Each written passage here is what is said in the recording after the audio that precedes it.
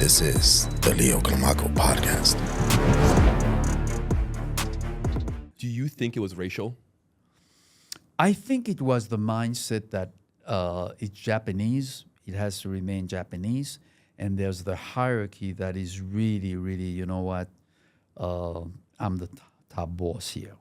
You know, the Japanese culture is very structured. Yeah. Kyokushin was created by Mas Oyama, who was a great believer in the samurai code of behavior. Mm-hmm. And it's deeply entrenched in the hierarchy. So you have to follow that. Right. Can't deviate. You deviate, it's, Right. forget it. There's no deviation. So it's that kind of mindset. Got it. And that kind of mindset actually was, in my opinion, extremely detrimental for the For growth. eventually what took place in Kyokushin.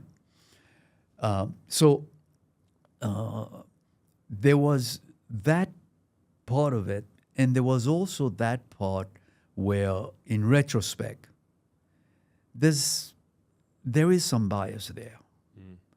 Maybe not intentionally, Right. but there absolutely is some bias there. Look, I was competing in the World Championship. I'm representing the school. I'm his student.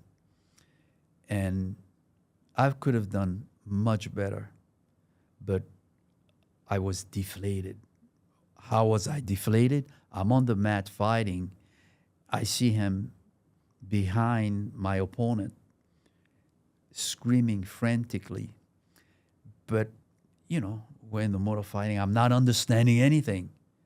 So I kind of worked my way around the ring to go by there to hear what he's saying. And at some point, I kind of look to make sure I'm understanding. Right. And I'm hearing, but I'm not understanding. And I'm thinking all of this is because I'm nervous. This is getting to me. Right. I got to compose myself. I realize he's giving the other guy instructions on how to fight me. What? Now, the guy is 200 and plus pounds. I'm 128 pounds. He's giving him instructions. Now, by the time I finish realizing it, the round is almost over. Wow. But, I did a couple of techniques, and on one of them, the last one is I give him such confidence that he was wide open. I did a jump front kicks, boom, straight to his face, bloodied his lip, went back, and the referee jumped and separated us and looked at both of us and said, okay, continue. But that was time for him to recuperate, and seconds later, the match was over. So at no time did they call for the points or anything. So I was okay with that. That didn't matter to me, but what mattered to me was my instructor's reaction. That I never forgot. But I'll tell you what really bothered me the most after that. What bothered me the most after that is that I let that bother me. I understand. I lost focus on myself. And it was another time where I was doing things again for him. Right. I wanted to make him happy. He was my instructor. Make him proud. Yeah. He was my instructor. I want to, Right. show him. Represent. So that was really, and there were several experiences after that led me to understand that I had to make my own way. And I had similar kind of experiences with the International Kyokushin organization. I was on the board of directors also. I was one of the board members. And I had to leave. It came a point where I said, you know what, this is nonsense. And it was bias. It was prejudice at that time. There was absolutely no other way of explaining it. There was something where it was really important to really drag me down. And so I learned that if you're somewhere where people are dragging you down or where they're not validating you, then it's not you. Right. You're just at the wrong place, and you got to get out. So there were valuable lessons because it really gave me that lesson that's a lifetime lesson. Yes. And I tell people always, if you're in a place where you're not validated, where you're not appreciated, leave. It's not your place. That's not where you belong. The horizon is wide. Don't limit yourself. Don't limit yourself to where you are. Right. And believe that I'm good there. That's my comfort zone. Don't get comfortable. You know, you get too comfortable, then you're missing out on your creativity, on the full potential that you can put out there. How did you get to train with Sosai Mas Oyama? How did that come to Well, be? listen, that was the pinnacle, right? Yeah. And I went. I was determined to do that. At some point, Mas Oyama appointed me as branch chief, and I told him, "Look, I'd like very much to train in Japan." And they had summer camps in Japan, and they have summer camps, which I didn't know. I thought there was only one, but when I asked, there were two of them. One was dedicated towards foreigners. One was towards the Japanese group. What happened is my schedule did not allow me to go at the time when they offered it for the foreigners. So I had to really ask on several occasions to attend the other one.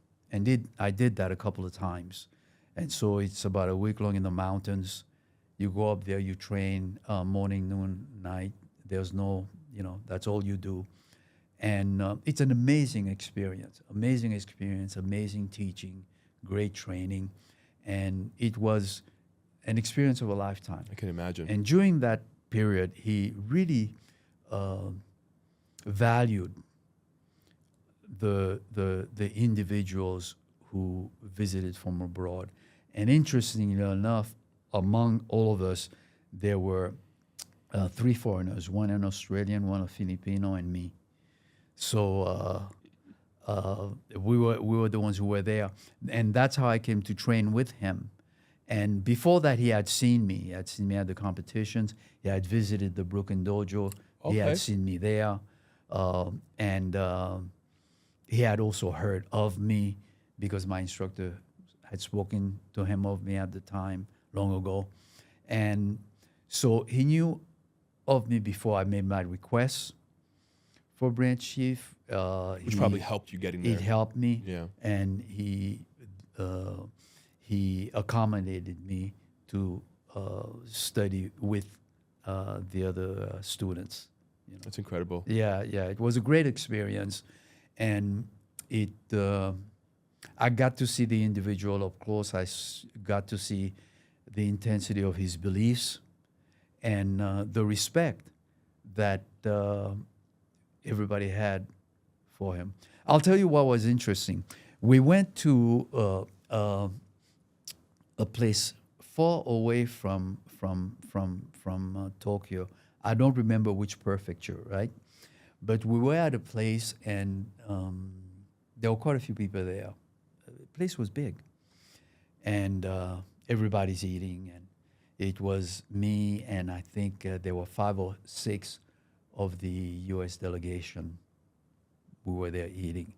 And it was a faraway place, like a regular restaurant. Right. And he walks in with, I think, 5 other people. And he was the first one who walks in. And as soon as he walks in, there was dead silence. So kind of look around, and someone points, and I look, and it's him. So of course, we immediately stand up, us. But before that, there was dead silence. Now here's a man who people, many people don't even know. Yeah. But he walked in. The aura that this man emitted silenced the room. That's incredible. It really, really was an experience. Unless you were there, you didn't understand. But everyone, even me who had not seen him, kind of almost kept silent. Didn't know why. But it kind of told you were in the presence of greatness. You were in the presence of someone who had something that really went throughout the room, throughout the circle that he was in, that captured your attention. And you had to listen, look. You were in the presence of some greatness. That was, I never forgot that experience. Because that to me that said everything about the man.